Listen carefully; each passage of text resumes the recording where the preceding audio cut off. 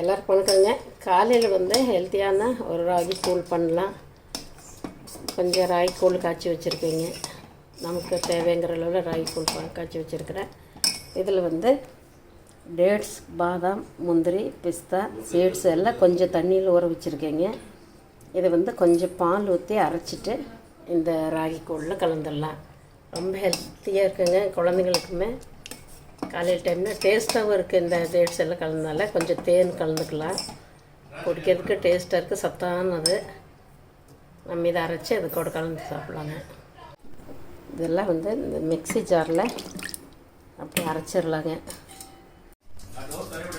கொஞ்சம் பால் ஊற்றி அப்படியே அரைச்சிடலாம். பாருங்கள், நல்லா அரைச்சிட்டு வந்துட்டேன். இதை கூழ் அப்படி மிக்ஸ் பண்ணிடலாம்.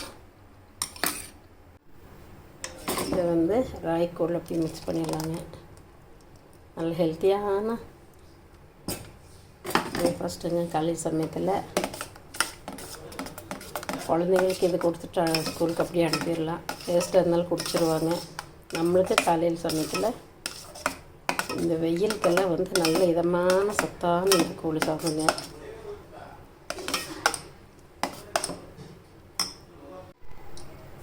பாருங்கள், கூழ் ரெடி. இதில் வந்து வேர்க்கடலை வேணும்னா கூட நம்ம அப்படி சேர்த்திக்கலாம்.